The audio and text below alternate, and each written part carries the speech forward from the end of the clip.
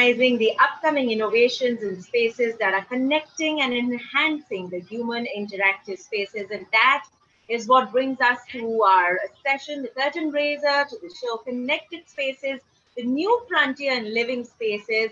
And I'm so very glad to welcome Mr. Rahul Savdekar, APAC Industry Director, Local and Global Partner, Microsoft. Over to you, sir.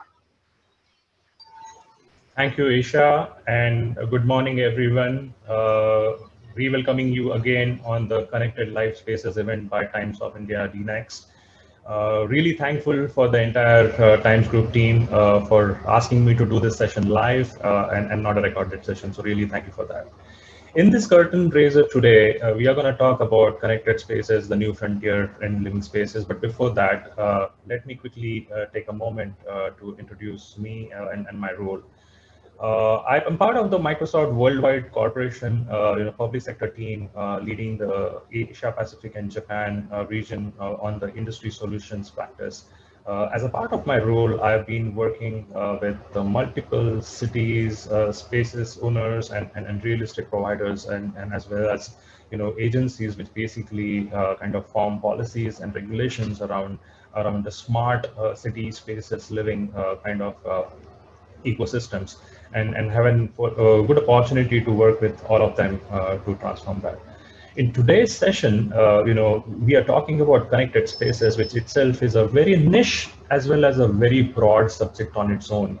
While I was doing the research for this, I also realized that connected spaces is also actually a subject within mathematics, which talks about topology and how different spaces interact with each other from a connection standpoint. So in order to set the context for today's session, I thought let me quickly give you a warm-up through a video, kind of explaining the vision around connected spaces so that we all are on the same page. As a part of the vision, we are talking about a lot of human-centric concepts, which you'll see as we go along. We craft surroundings to fit our needs, striving to make better spaces to live, work, and play. At the end of this long line of innovation lies something new and amazing. Buildings that are connected and intelligent. Building this future requires huge leaps forward. Changes not only in how we design buildings, but how we make them people-centric. Imagine a building that feels. An office made for you that reacts to your presence. You choose a desk that works for you, and the building adjusts to fit your needs. The perfect space comes to life around you. The building knows you, the people near you, and where you need to go.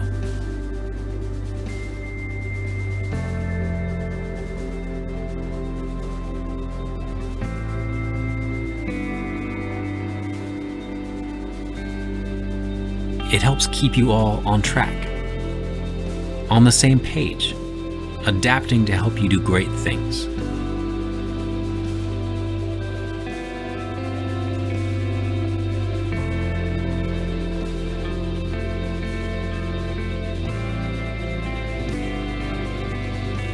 Finding the people, the space, the path, the perfect moment.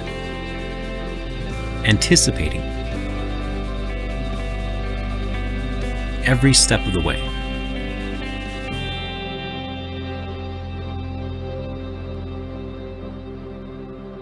And when the day's done, the building isn't. It helps you on your way and makes the world a little better at the same time.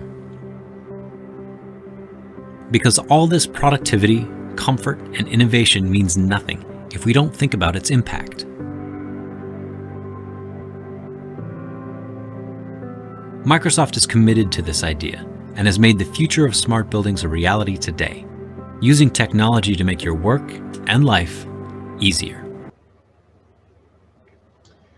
And as you could see from the video, it's all about human-centric connections and the way people interact with each other. We are looking at more aspects of connecting human beings in the smart spaces as we go along.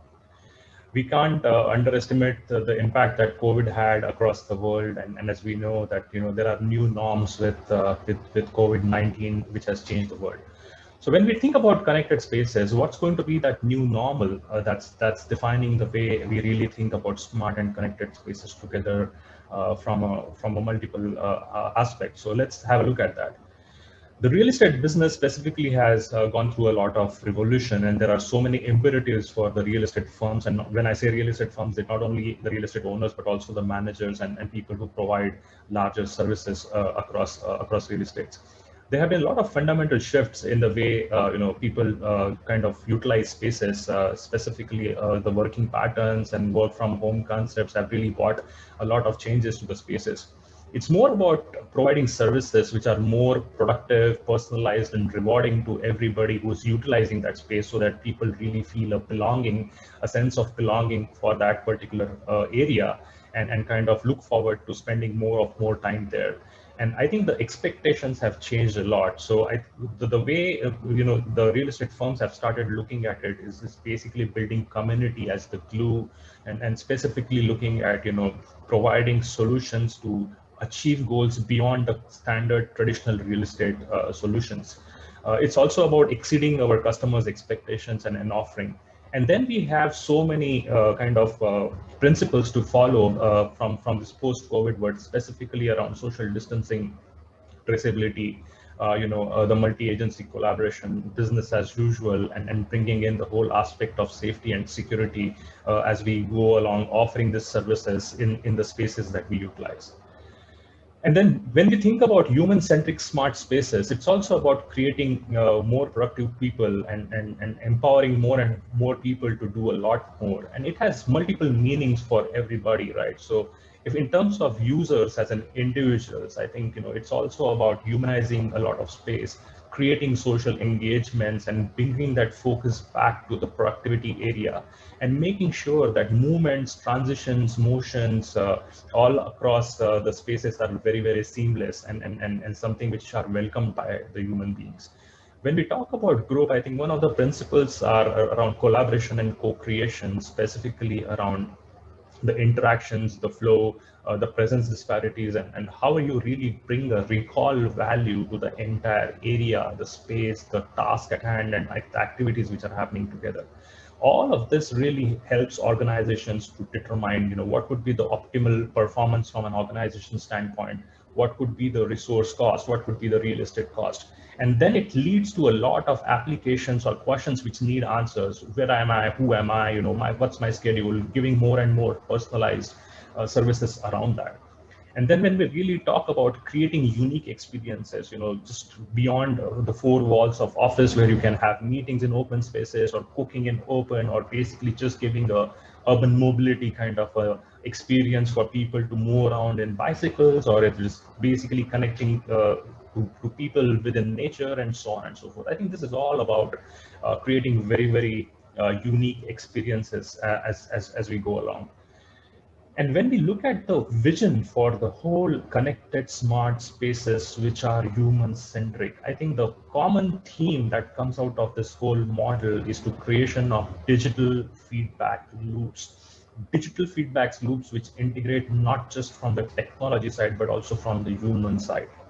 So when we really look at a comprehensive digital plus physical model, which includes your products, assets, and operations, we think about integrating things, places, and people in systems, contexts, and processes, so that you have really an optimized business outcome from an alternative basis. So this is really a very larger vision to integrate human-centric design concepts to technology and to physical spaces, so that everything comes together as an harmonious experience for anybody who's using that. And then when we talk about market forces which are really driving the digital transformation from spaces standpoint, workplace trends, most of the people spend a lot of time around workspace. So how do you really create that workplace very interesting for people to spend more and more productive time, rather than just a quantitative time there? And obviously, how do you work towards minimizing the cost and make sure that sustainability is in the forefront. Most of the countries now have a very stringent sustainability policies around carbon emissions and green energy and so on and so forth. So how do you really think about all of those paradigms and make sure that you offer sustainable models across? And then the whole economy around lease accounting and space management and cost effectiveness around that, I think, plays a major role. This all needs to be looked at from a work team standpoint, that how does really this translate into the experience that we are giving to the people who are actually consuming it.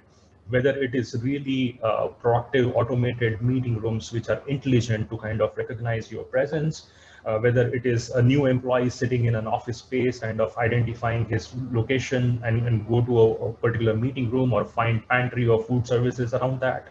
How do you really customize the arrival and departure experience, in what way, and make it more and more fluent and seamless. Also provide kind of basic amenities for convenient parking and planning things in advance for people to really plan their parking spots so that they waste minimum time and kind of make sure that they are able to utilize that time. It's also about comfort, to have the right ambient atmosphere for people to really operate into, and top of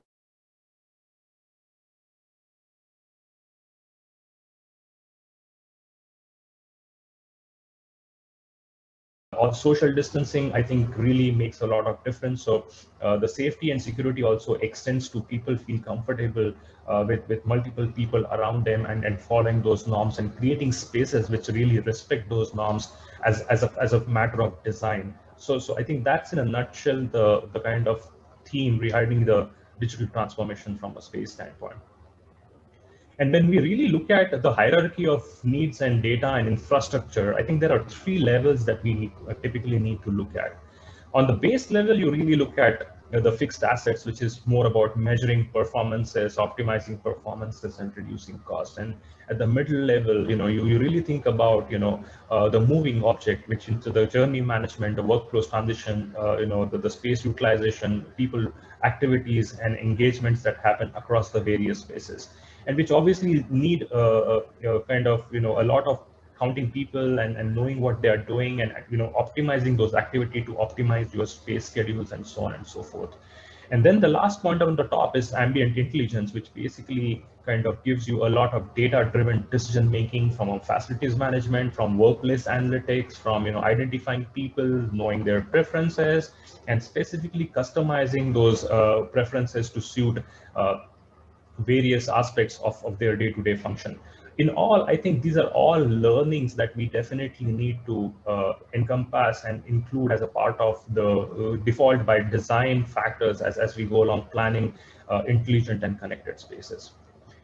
And then there is this whole new aspect of mixed reality and augmented reality plays, and most of the engineering and construction firms now have started employing these techniques to have a lot of design review and collaboration and simulation scheduling in order to reduce the production costs substantially, and being able to solve 90% of the errors before things really go on the site in a physical manner. I think the mixed reality has changed the world. Technologies like HoloLens, which really help you do a 3D collaborative design review in real time, are allowing people across the world to collaborate on a single piece of design and make sure there are multiple elements around human-centric technology, architecture, aesthetics, comfort being brought in as a part of the design factor itself. And also taking it further to the maintenance, there are remote maintenance and productivity solutions available these days, which allow people to kind of just go have a 3D view with HoloLens on the actual pipeline or a HVAC duct, and kind of being able to identify the specific challenges which you see as a part of that, with collaborating with people online through Zoom, Teams kind of mechanism. So multiple technological aspects and usages of mixed realities around that. The spatial intelligence capabilities, we start with people. People use multiple devices, and they just don't interact with people but also with technology, and they interact with spaces, and they meet at various points. And how does this devices really translate into multiple touch points for them? And then how does this really start working back on their different world, which is their IT world from a work standpoint? And how do we see all of them fuse together and coming together in real time so that there's one integrated experience across the spaces and the work profiles that they handle. The spatial intelligence capabilities which have been brought in by technology really is a miracle, and innovation really helps to kind of do a lot more into this space. There's a great opportunity, and many partners and organizations that I know are really taking this to the next level very, very seriously. Uh, when we think about technology and systems of record, I think one of the key factors that I see out here is basically around cloud, IoT, edge and AI technologies, and the emergence of digital twins, which basically offer a lot of changes across the reality and things around that. The digital twins are replicas of physical and digital models into real time, and they allow a lot of contextual changes and spaces to go along. I just wanted to quickly roll a video for you to get an idea for what digital twins are, and then we can, which gives you a real picture on how a real digital twin implementation looks like. This is from an elevator company called as ThyssenKrupp, and this is being implemented in the city of Rotterdam. Just have a look. The elevator is the nervous system of a building. We transport people, and transporting people is a very serious thing. So as an elevator company, we need to test the concept of elevators.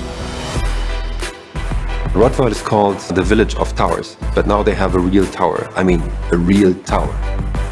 We are testing not only hardware, but we're also testing our thinking. For years, there was no change in this industry. With the help of Microsoft and Willow, we are in a different stage.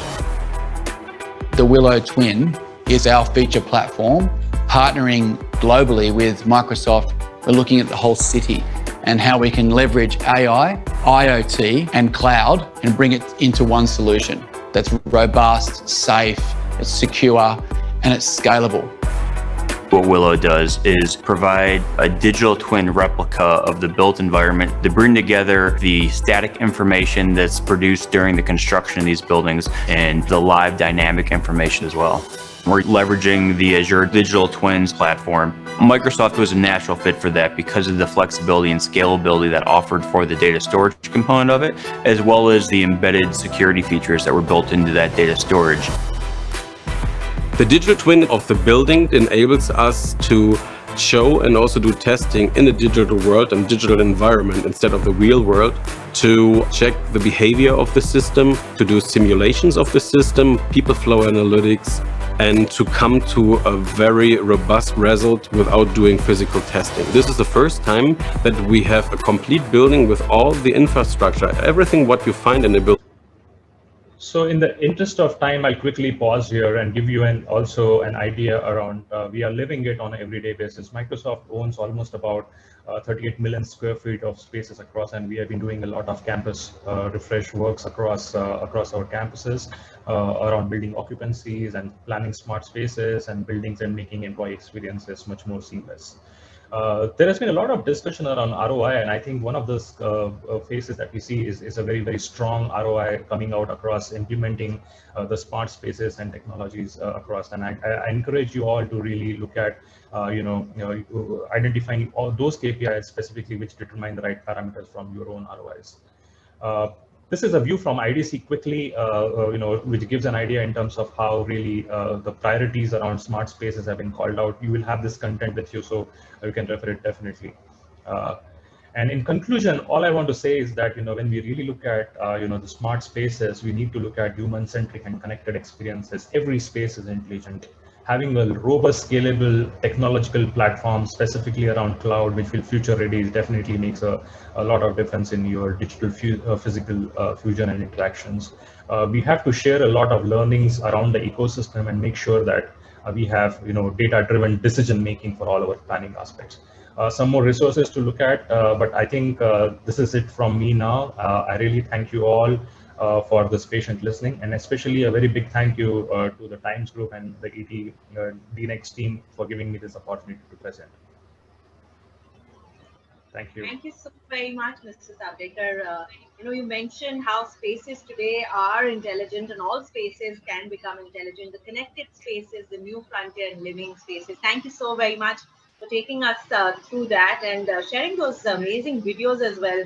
We all do feel so much more connected. So once again, I'd like to thank you for that session. And let me also tell our delegates that we have a lot of excitement for all of y'all. So I'd like to request you to please keep sharing your thoughts and comments about our various speakers using our hashtag. And please share your thoughts on Twitter, on Facebook, and on Instagram. I'd also like to request you to please send in questions for our speakers. Very soon, we will be inviting our panelists right here, and I'm sure they would love to answer your questions, queries, if any. It's going to be an exchange of ideas. Our thought leaders discussion will be on collaboration and co-creation of design aesthetics, sustainability of human interactive spaces with smart solutions. Very soon, I'll be introducing our panelists right here. But before that, we would love for all of you to share your opinion with us by participating in our opinion poll up on the screen for you next.